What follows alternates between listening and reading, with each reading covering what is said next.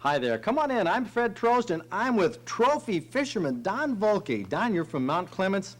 Go ahead, Don. Brag it up. Well, took the first place in the opening of the Muskie season on Lake St. Clair with the Michigan-Ontario Muskie Club. This is your trophy. What else did you win? Oh, $1,200 and a couple other trophies. What kind of fish deserves a trophy like this? Well, give you a hint here. It's caught on a rod and reel about this size, and this is the lure. You want to see the fish? Well, stay tuned. In just a moment we will, because it's Thursday night and time for Michigan Outdoors. Michigan.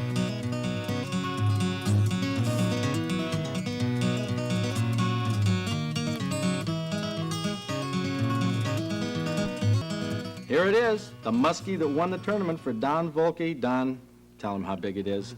31 pounds, 14 ounces. Wow, almost 32 pounds. Well, Ned Fogle from the DNR Fisheries Division, this is a little larger than the average muskie that comes out of Lake St. Clair, but how big are they normally?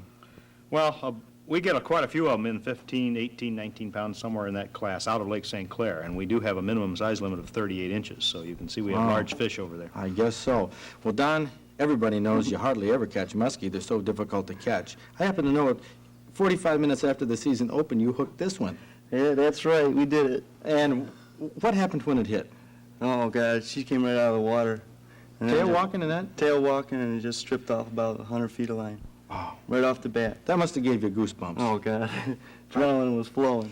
Well, you know, you catch, set it right down there, Don. You catch these fish on lure about this size. Look at the size of the lure. This is one of the most popular types, the drifter believer lure here. But, Ned, what do these things eat? What do you feed them, household pets? Just about. Well, they can take a very large fish, and that's actually would be a small fish for them. As you can see, the size of their mouth is tremendously large, and a 12-inch fish wouldn't be anything for them to swallow down. What pound test line do you use for these? We use a 30-pound test braided line on all custom rods, Penn 309s. Trolling? Trolling, we always troll for them. Yes. Where are they found? They found deep or on the surface, or where? Well, Lake St. Clair is shallow, relatively shallow, so they're not fishing that deep. Off weed beds? Well, we fish sometimes we don't run any weights at all. It's just a foot, 2 under the surface, and sometimes we're right on the bottom. Is muskie fishing tough?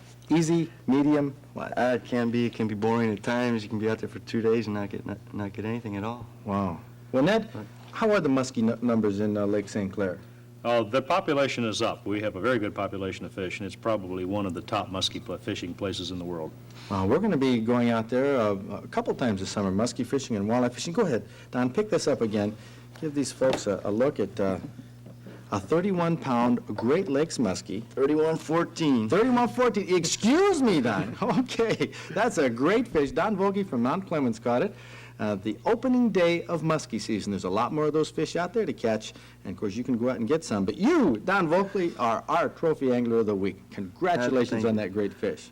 You're never going to be able to catch a trophy like that if your line is weak, or especially if you tie a bad knot. And our knot specialist, fishing specialist, Bob Knopf. Bob from the Berkley Line Company in Spirit Lake, Iowa, came here to show us about some knots. Well, last week, Bob, you showed us what's called the trilene knot. The strongest knot, and people have been writing in for these little cards that explain how to tie the trilene knot. And that's about 90% of knot strength. But no matter what type of knot an angler ties in his monofilament line, it could be weak or strong depending on how he ties it, right? Right, you can tie a good knot and a bad knot even if you're tying the same knot each time. Okay, give us a demonstration here of tying a knot. You're using some line which tests out on our machine at about 12.9 pounds test, and you're going to tie your favorite knot, the trilene knot. What you do, whatever knot you tie, I'll tie the trilene knot here. Whatever knot you do tie, there's a few things that you can do to make sure it's a good knot. The first thing to do is to just simply tie it carefully. And this can be hard to do if you've caught a nice fish and you know where some fish are and you want to get your line back in the water. So tie it slow and carefully. How come? What goes wrong? Well, if you get in a hurry, you usually make fewer wraps around the main line, and that'll weaken it, and it can pull free. Okay, now, when you pull this knot down... I've tied this knot, and I haven't pulled it tight yet. But what I'm going to do now is wet it through my lips.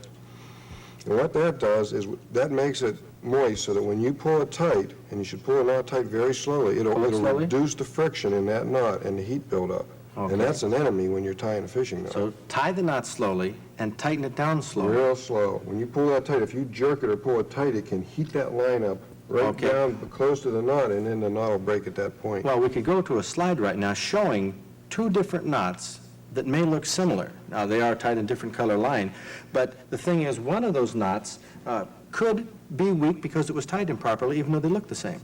Right. Okay, let's talk about heat just a second. This is interesting. You ran a test that I couldn't believe. You folks at home might want to try this. Go down in your basement, get some line off your fishing reel. This is about 10-pound test line. Have somebody pull it tight like this. Just put some tension on it. Now, Bob is going to rub this line very What quickly. I'm going to do is rub this, and this simulates what happens when you pull a knot tight. Look at that. Just pops on you. It just It pops. heats right up. It pops when just a little bit of friction is applied, but look at the end of the line. It didn't just break. That's not a clean break. And if you feel that, it feels like it's been burned. Significantly weakens the line. You could do this with 50-pound test line Right. and have it just almost disintegrate in your hands. So I suppose it's not a good idea to take a knot like this and take a match or a cigarette or something and try to heat it to melt it. A lot of people will clip off this loose end here with their cigarette, and then when they do, they're heating the whole knot, and that'll weaken it quite a bit. It's Okay. better to clip it off cleanly. Well, show us how you clip it off. When you clip it off, you have to be really careful, too. And a lot of people just slide their clippers along the line and then nick it off. But what you have to do is be sure that you don't nick the knot. Don't even touch it with You that don't sharp want edge. to get anywhere near the knot. with Well, you have a anything. slide here of this is a clinch knot, which is tied and tied properly, and that's what it looks like, magnified. No nicks, no scratches, the blade has been kept away from the knot. Now we go to a knot where the angler has been a little hasty. What does it take to make a nick like that in a line? All you have to do to nick your line is simply touch the clippers right up against the knot. Just a little bump is all bump you it. need. And then I imagine under the pressure and the tension, that'll open right up and... Pop it right open, and it'll break well below the actual strength of the knot. Okay, now, on this line testing machine, we have a trilene knot, which has been wetted, which has been pulled down slowly and tied carefully. Now, this tested out at about 12.9. Let's see what it comes out as far as the strength goes. 11.7. We're talking 90% knot strength, Bob. Congratulations on that knot. Now, this should help you anglers. Also, Berkley Company has given us quite a few of these brochures, how to get the most out of your fishing line. This has all the information in it on how to tie a knot, tricks on tying it carefully, and it's really going to help you out a lot for catching those trophy fish. Thanks an awful lot, Bob. We're going to have you back later on this summer talking about fishing line. Right. But right now, speaking of trophy fish, let's go to our trophy report.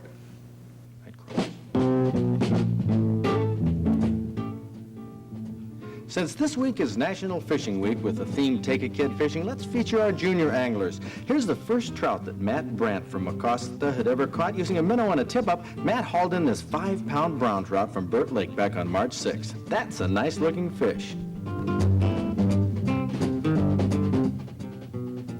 And look at what a 7-year-old can catch. A 16-pound Chinook on 10-pound test line. Little Harold LaRock caught it last fall at Berrien Springs. Don't underestimate the power of a 7-year-old. And even 6-year-olds can surprise you. Here's Todd Moriarty from Portland, Michigan. He went out on opening day of trout season this year off Saugatuck Pier with his dad. Of course, the season goes year-round on the Great Lakes, but this 7-pound brown was Todd's first trout. That's one happy boy. But I guess in our tradition, which leans towards size in fish, we'll make 10-year-old Adam Reister from Midland our junior trophy angler of the week for his 25-pound Chinook he caught last July off Ludington. Now, big fish are fun to look at, lots of fun to catch, but let's make sure that every kid who goes fishing gets a pat on the back just for trying, whether he catches anything or not. Hats off to you kids. This is your week in Michigan Outdoors. Well, now is the time of the year for youth, not just young fishermen, but young wildlife. Glen Dudderer, our resident wildlife extension agent here from Michigan State Cooperative Extension Service. You know, this is the time of year when everybody wants to pick up baby animals. This is the time of year for baby animals, for sure. Well, let's go up to the Houghton Lake Deer Research Station and pick up part 2 on our story, where we were last week. Of course, we got a couple 12-hour-old fawns that were in the pens. Aren't they cute? We couldn't keep our hands off them, so it's understandable why people would want to. But really, you should leave them alone in the wild. What we're doing here at the Deer Research Pens is we're picking them up soon after they're born to take them into the in the area where they prepare them, give them some medication and some preventive medicine that deer in the wild don't get. So you're going to see what happens to the 12-hour-old fawns.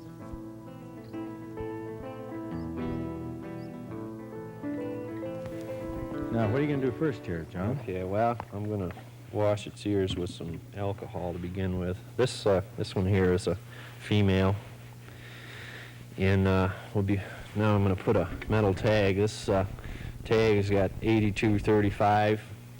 This would be the 35th fawn born this year.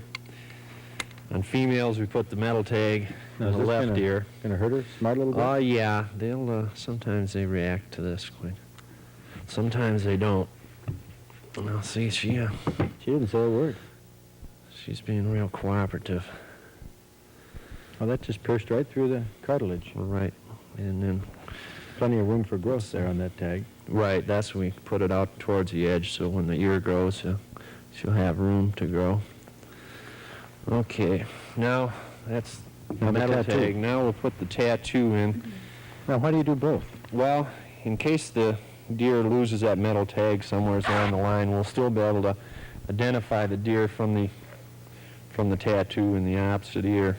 Now, This this- will be the same number as the metal tag. Okay, now what type of future does this little female fawn have here at the research station? Well, we'll eventually be putting her on some type of nutritional study.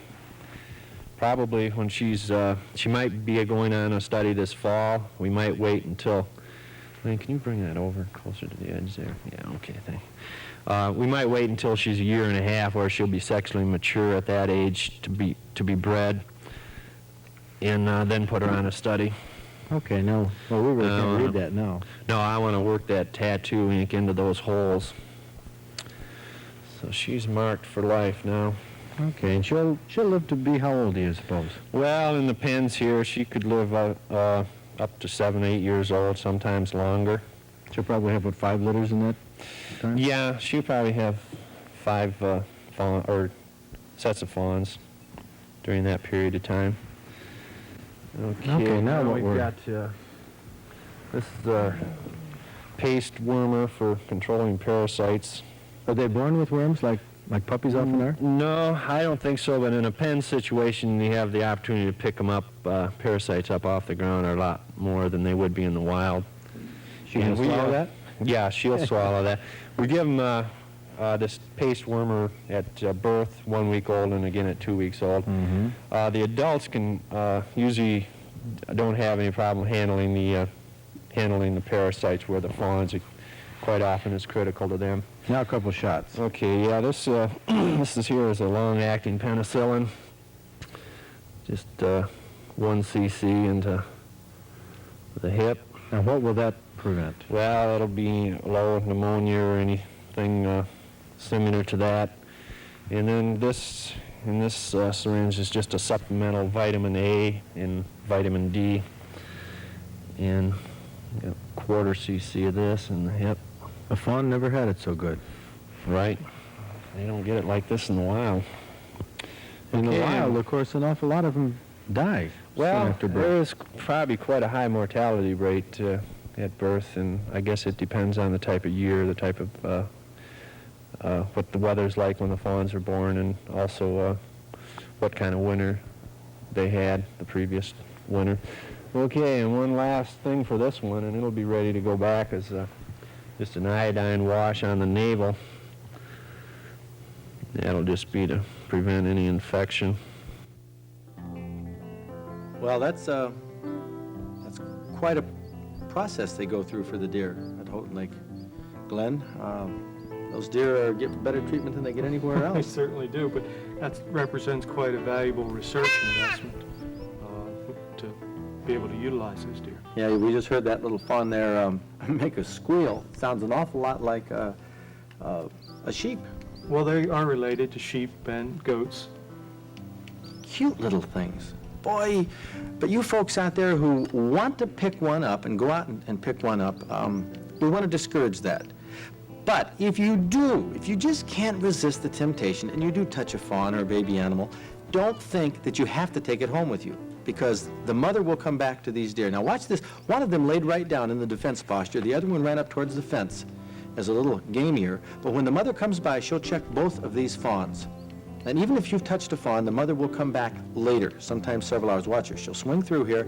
She checks the one fawn. It's laying down. She checks that one. It lays down, and off she goes. Now, that's what happens in the wild, and people think that the mother is not around, even if they come back 2 or 3 hours later. Not only with deer, with lots of animals. The mother's usual strategy is to get away from the young, either to lead you away or not to indicate the presence of the young by her presence. She might be laying down 50 yards, 100 yards away, Yes. laying down that tightly for a couple hours, too. Sure. So don't be misled by those deer. Leave them alone, please. Now we have some cute little critters. Oh, peep, peep, peep. I'll get him. These are little baby pheasants. How old are these, Glenn? These are about a week old.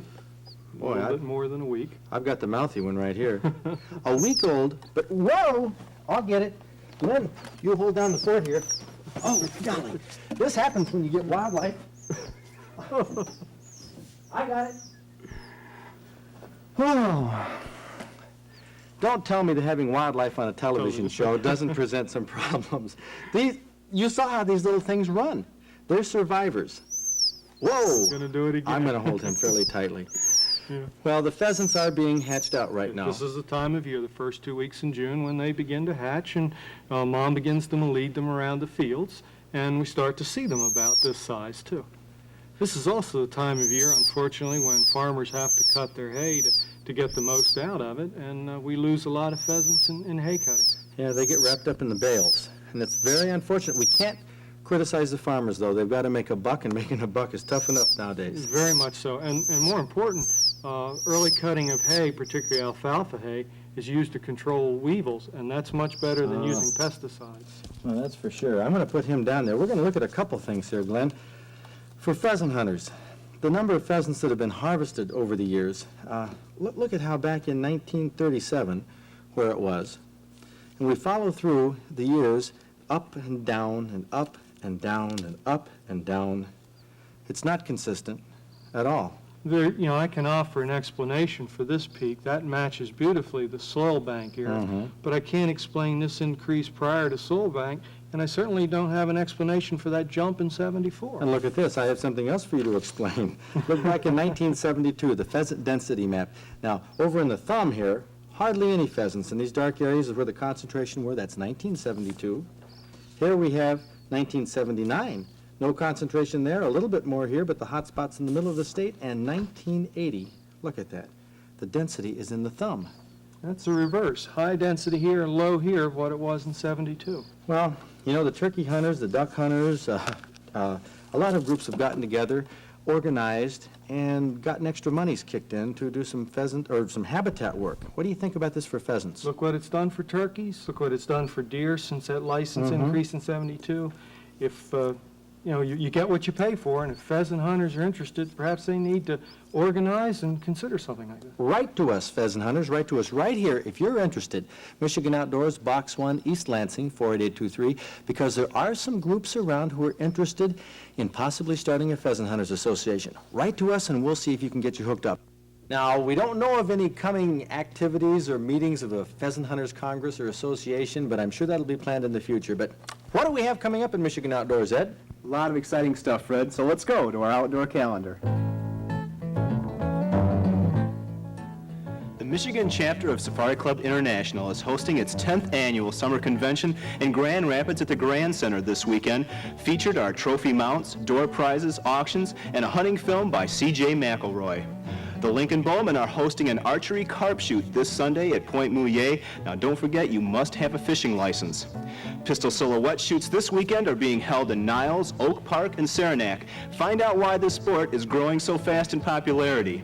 And for the love of sport fishing, the American Fishing Tackle Manufacturers Association has declared this week National Fishing Week and asked that you share your love of the sport by taking a kid fishing. Next weekend, Anderson Archery hosts its famous International Bowhunters Clinic in Grand Ledge. This is an excellent opportunity to get all of the latest tips on bow hunting, and the Michigan Outdoors cameras will be there to record the event. June 19th and 20th, the Jackson Bowmen are holding an archery shoot in Grass Lake. As part of the the event, a special bow hunters clinic will be held on the 19th with all proceeds going to the Grass Lake Boy Scouts. And on July 9th through the 11th, the International Wildlife Foundation will present its 3rd annual Wildlife Film Festival at the Hyatt Regency in Dearborn. Along with the film awards, cash prizes and photo safaris will be awarded to the winners of the still photo contest you heard about last week on our show. And don't forget that the entry deadline is June 25th. If you need further information about any of these events, you can call the MUCC for more information at 517-371-1041.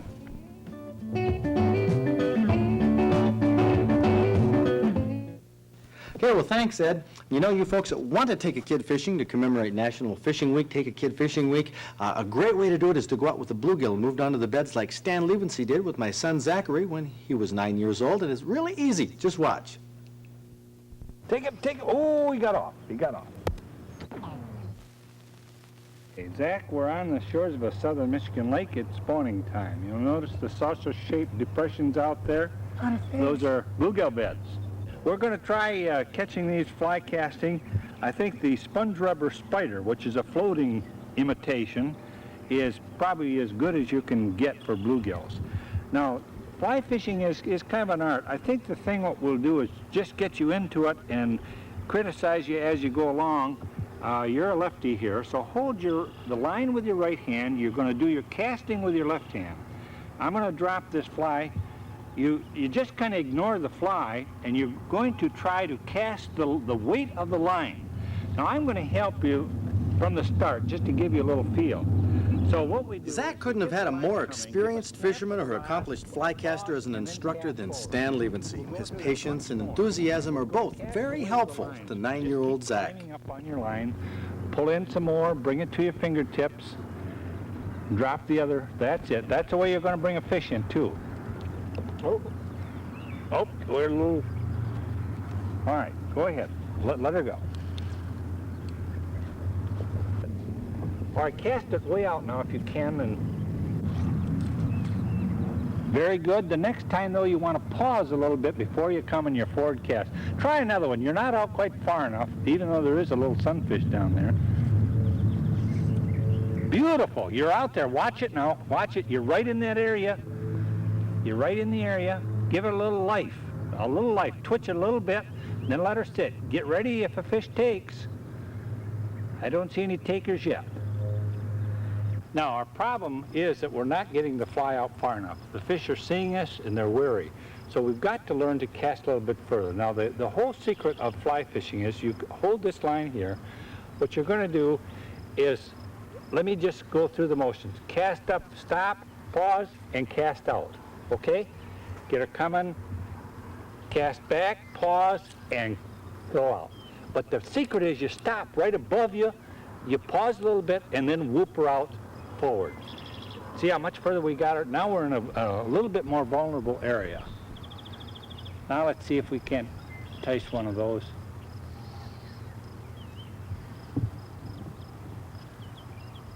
Oh, there's one between your fly and shore. See him? That's a sunfish. Maybe we can get him. That's it. Keep bringing your line in. Make it look alive. Make it look alive. That sunfish is liable to take.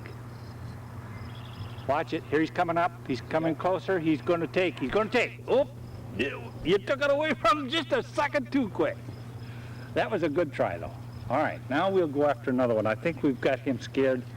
Let's get her out in that area there. Watch her now. We're in a new area. Fishing area always holds new anticipation and offers a new promise, no matter what fish you're going after. Zachary's fly casting technique is definitely improved, and he's reaching out far enough where the big bluegill lurk, guarding their spawning beds. You know, you'd think that these two fishermen were going after 25-pound pike or maybe a 31-pound, 14-ounce muskie, the way they're so intent. But that's the way it is in the game of fishing. Concentration and skill, sooner or later, pays off. Got a ripple out there now, Zach. Did you get that? The big bluegill smashes the rubber spider, and the battle is on.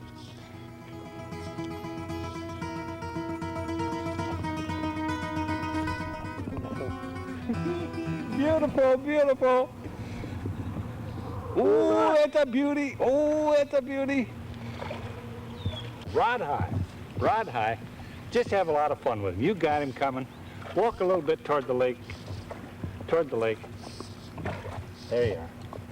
Ooh, look at him go. Look at him go. Ooh, look at him go. Over there.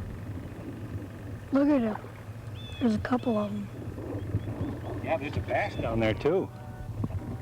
Look, those other ones following him. They don't know what's going to... Oh, it's a bass that's following him. Oh, look at that bass chasing him. Okay, bring him in, old buddy. I think you got the fight out of him pretty much. We'll get a good look at him. Oh, that's an... Oh, you're not going to bring him in so easy. Oh, fine. Look at that snake. That is a beauty. A 9-inch bluegill is a real beauty. They don't often come that large in Michigan, although there are places like this one where the big ones exist. Generally, it's private lakes where you find the larger gills, but there are a number of bluegill each year that go over a pound that are caught in public waters. Bluegill like that, a great way to take a kid fishing. Of course, a good place to catch big bluegill in this state is Houghton Lake, right there. And last week, we had the Michigan Outdoor Writers Conference at Houghton Lake. And, well, the writers aren't traditionally known for catching a lot of big fish, but I tell you, we did pretty well. Ed, come here. I want to brag about my trophy of the week. Well, I don't think anything wrong with it, Fred. How big is that fish? This is about 4 pounds, 25-inch walleye, caught out of Houghton Lake. On what? Now, on what? Let's see, we used a crankbait at midnight, Saturday night. But you think this was a good one. Ken Peterson of the Flint Journal, we got some slides of him and his fish. Look at that. Holding it up to the Holy camera, cow. that's a bass. How big do you suppose it is? 5 pounds. Nope. Next slide here, we'll 6 see. pounds. That's a 6-pound bass. But you know, if that wasn't bad enough, look at that. He caught 2 of them. The small one was 5 pounds. He caught those on poppers, you know, in the middle of the day with a fly rod on the west shore. And this walleye here was my trophy. Hey, good fishing this weekend. Get out there and enjoy it in Michigan Outdoors. See you next week.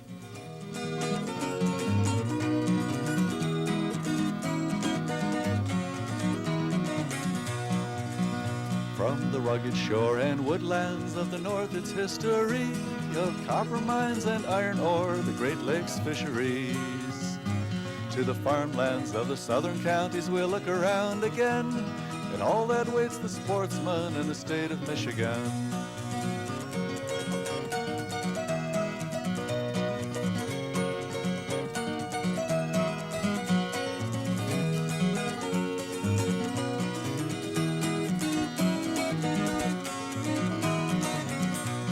Sometimes when the moon brings out the diamonds in the snow, and the stillness of the forest lies encased in Arctic cold, the wind might whisper through the trees, listen if you can, it tells you of the beauty in the state of Michigan.